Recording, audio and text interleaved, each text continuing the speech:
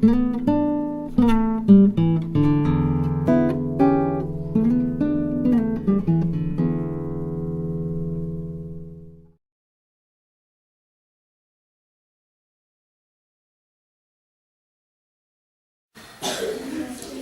année-là, il a fait très froid. Et la neige tombait encore et encore.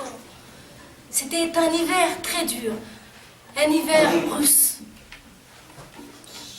Et là, sur la neige, il y avait une moufle qui avait été peut-être envoyée par le vent, ou alors c'était peut-être un paysan qui l'avait laissée ici. Et un jour, il y a une petite souris qui s'approche de cette maison de laine. Elle regarde, elle renifle, elle s'approche et elle s'écrie: ouais, hey, y a quelqu'un? Personne ne répond.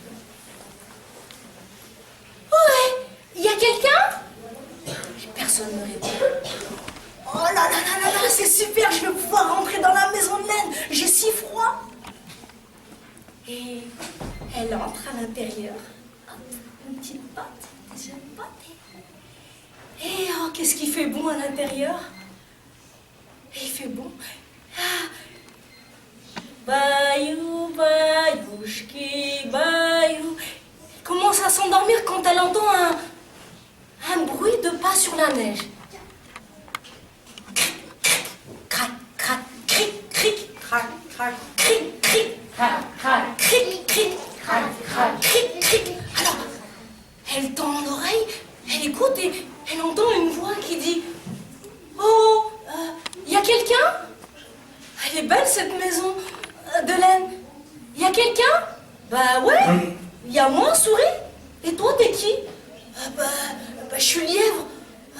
Je peux rentrer dans la maison de laine? Tu sais, il fait froid là. Et franchement, j'ai les pattes vraiment gelées, moi.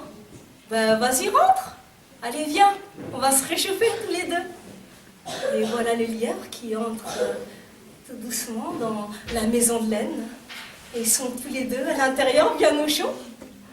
Bayou, bayouchki, bayou, bayouchki, bayou.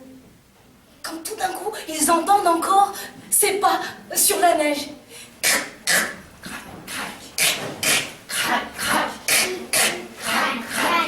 Et ils tendent l'oreille et ils entendent une voix qui dit: wow, oh, elle est belle la maison de laine. Y a quelqu'un?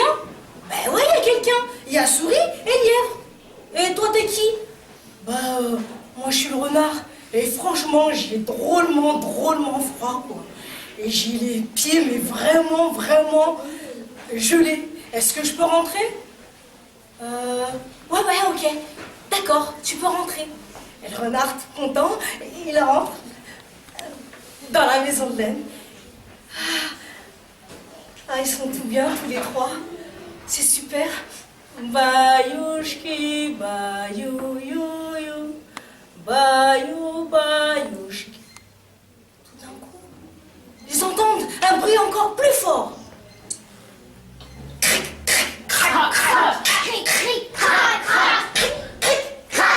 Alors ils tendent l'oreille et ils entendent un sanglier.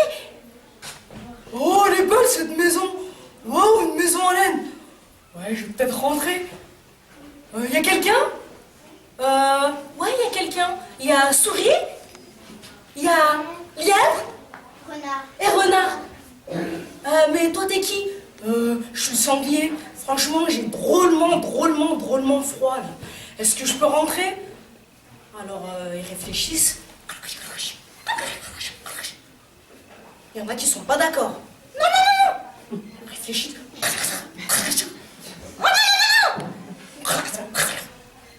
Ouais, bon, ok, sanglier, finalement, on te laisse. Mais tu prends pas trop de place, s'il te plaît. Ouais, d'accord. Et le sanglier commence à rentrer à l'intérieur. Et là... Ah non! Ah, sanglier, non! Bah, c'est trop tard. Ah, sanglier, non! Et puis là, franchement, c'est un vacarme. Oh non, mais vas-y, pousse tes fesses. Bah, toi, pousse tes poils. Bah, toi, tes oreilles. Oh non, c'est pas... Et bientôt, ils ont regretté, ouais. Ils ont regretté. Oh non, là, c'est plus la chanson de Bayouchki, là, non.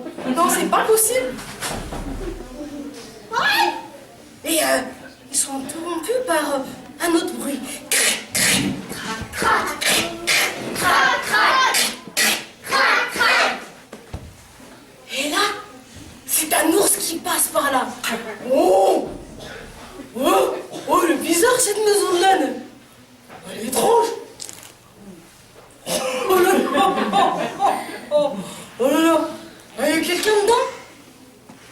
Bah ouais. Il y a un souris, il y a lièvre, il y a renard, et sanglier. Ouais, et toi t'es qui? Bah moi je suis l'ours potelé. Ah ouais? Bah tu sais quoi, on t'aime bien mais passe ton chemin. Ah non. Je peux rentrer? Ah non, non, non, non, non. Ah non, c'est pas possible là. Déjà le sanglier il est rentré à l'intérieur. Là on peut pas, il y a vraiment plus de place là. Ah non, non, franchement on t'aime bien, t'es doux, tu manges du miel, mais non, c'est pas possible. Alors, s'il vous plaît, s'il vous plaît. Non mais tu peux pleurer, mais non on peut pas là. Il y a vraiment pas de place, nous on est au chaud là, c'est pas possible. S'il vous plaît, je regarde. L'ours jette un œil et finalement il met une patte. Une patte. Oh. Ah non, non, l'ours! Pas la deuxième patte!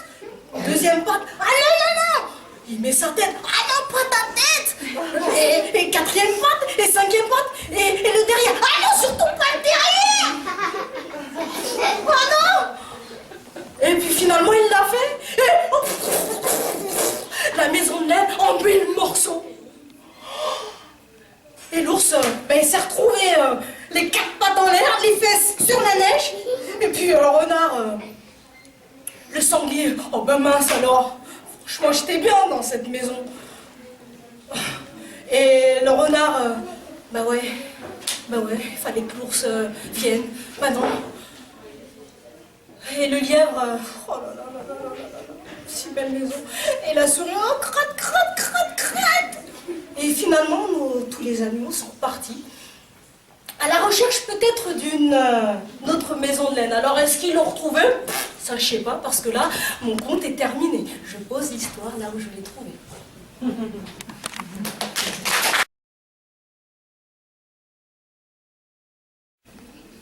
Je vais vous raconter l'histoire d'un jeune homme qui était très, très pauvre.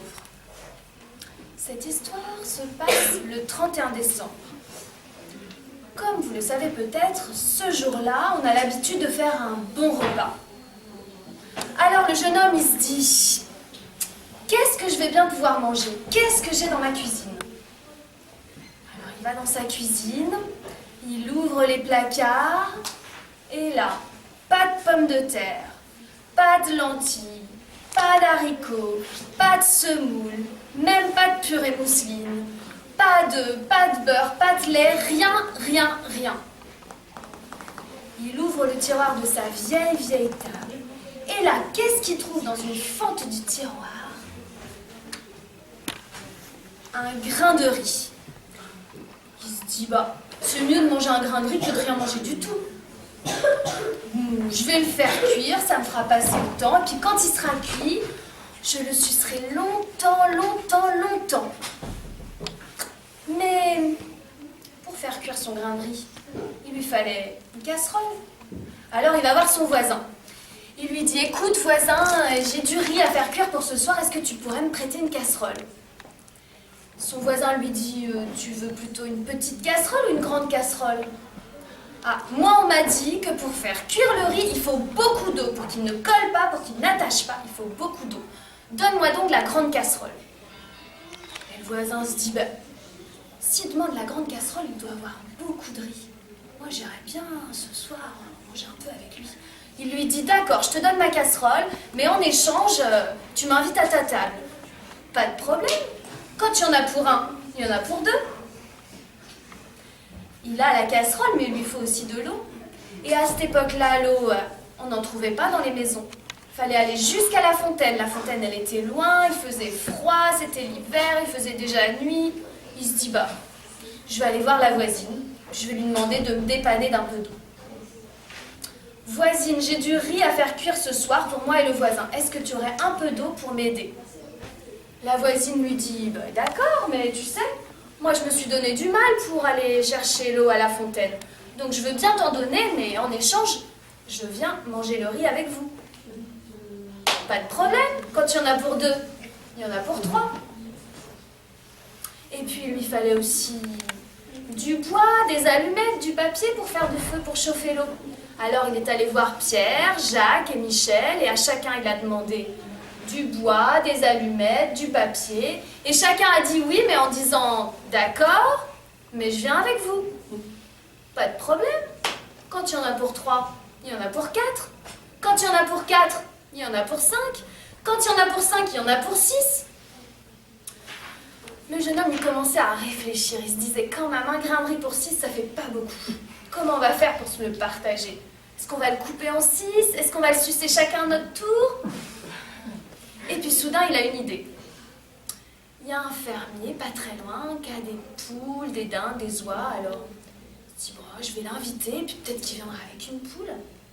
Donc il va voir le fermier. Il lui dit, fermier, ce soir, on mange du riz avec le voisin, la voisine, Pierre, Jacques et Michel. Si tu veux, si t'as rien de prévu, tu peux venir. Bon, nous, on est des pauvres gens, hein, on mange le riz sec, sans assaisonnement, sans viande. Mais bon, c'est vrai que si on avait eu plus d'argent, on l'aurait mangé avec une poule, par exemple. Mais bon, moi, je dis ça comme ça. Si tu veux venir, t'es le bienvenu. Et le fermier, il dit, bah, je vais venir, mais je viendrai pas les mains vides, ça se fait pas. Hein. Allez, tu me prends la petite poule bien grasse qui est là-bas. Alors le jeune homme, il est content. Il se dit qu'il aurait dû parler peut-être d'une oie ou d'une dinde, parce qu'une poule pour 7, c'est pas beaucoup. Mais c'est quand même mieux qu'un grain de riz pour 6. Mais puisque ça marche comme ça, il se dit qu'il va aller voir là-bas, il y a une vieille femme qui vend des dindes. Alors il lui dit, il va la voir et il lui dit, ce soir on mange une poule au riz avec le voisin, la voisine, Pierre, Jacques, Michel et le fermier. Alors si tu veux, tu peux venir avec nous. Bon, ça fait pas beaucoup, hein, une poule pour 8, mais bon, on est là pour partager, alors si tu veux venir, tu viens. Et la vieille dame, elle lui dit, bah oui, je vais venir, mais je viendrai pas les mains vides. Tu sais, moi, les dindes, je les vends. J'ai pas l'habitude d'en manger. Alors, tu peux aller en choisir une et tu peux la cuisiner pour ce soir. Alors, le jeune homme, quand il a vu que ça marchait si bien, il a fait le tour du village. Il est allé voir le jardinier pour avoir des légumes. Il est allé voir le boulanger pour avoir des gâteaux. Il est allé chez l'épicier pour avoir de l'assaisonnement. Et quand le soir est arrivé, ils étaient au moins 15 à table à se régaler, à s'amuser. À un moment, quelqu'un a dit, mais tu nous avais pas invités à manger du riz, il est où ton riz? Alors le jeune homme, il a sorti le grain de riz et il leur a raconté toute l'histoire. Et là, je peux vous dire qu'ils ont bien ri.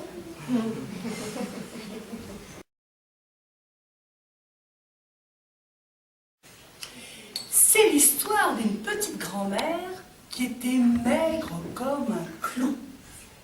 Un soir, sa fille l'invite au réveillon de Noël. Alors, la petite grand-mère s'habille et pour pouvoir bien fêter Noël, elle met 7 jupes et jupons. Une jupe dorée, une jupe argentée, une jupe étoilée, une jupe diamantée, une jupe couleur de lune, une jupe couleur de soleil, 7 jupes et jupons. Oh, et quand la petite grand-mère est prête, elle s'en va. Et elle s'en va sur son chemin de neige. Criss, criss, criss, criss. Elle marche. Frou, frou, frou, frou. Criss, criss, criss. Elle marche. Frou, frou, frou, frou. Criss, criss, criss, criss. Elle marche. Soudain, sur le chemin, elle rencontre un loup. Petite grand-mère, je vais te manger. Ah! Mais non, mais tu es fou, le loup. Je suis maigre comme un clou. Si tu me manges, tu n'auras rien du tout. Je vais au réveillon de Noël chez ma fille. Pendant 3 jours, 3 nuits, je vais manger, manger, manger. Et quand je reviendrai, je serai toute grasse et toute rose. Et là, tu pourras me manger. Pas bête la grand-mère, pas bête. D'accord, je t'attendrai. Et la petite grand-mère est repartie sur son chemin de neige. Elle marche. Criss, criss, criss, criss. Frou, frou, frou, frou. Elle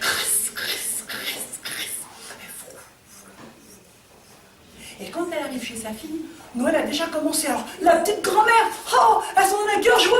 Et la voilà qui se met à chanter. Vive le vent, vive le vent, vive le vent d'hiver, qui s'en va soufflant, sifflant dans les grands sapins verts. Et elle se met à danser. Et elle se met à manger des huîtres, du foie gras, des coquilles Saint-Jacques, de la crème fraîche, de la bûche, de la dinde au marron, des chocolats, des pâtes d'amandes, des fruits confits, et elle boit du champagne.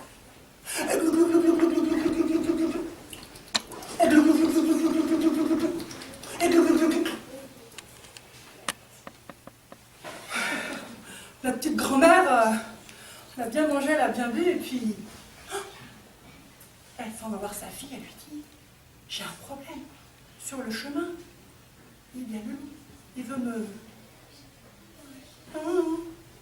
Ne t'inquiète pas, je vais à la cave, j'ai une solution pour toi. Chercher une grosse citrouille à la cave.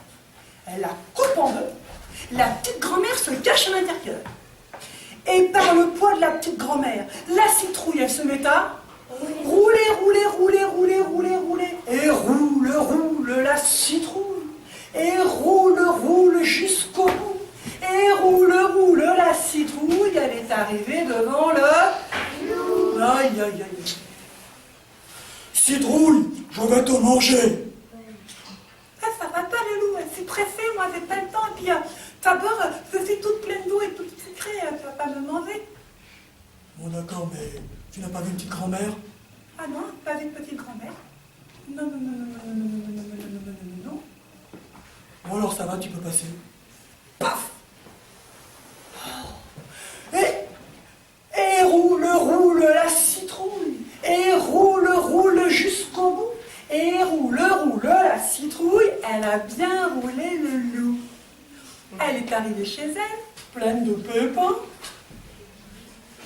pleine d'eau, mais du loup, elle n'a plus jamais entendu parler. Et voilà, c'est tout.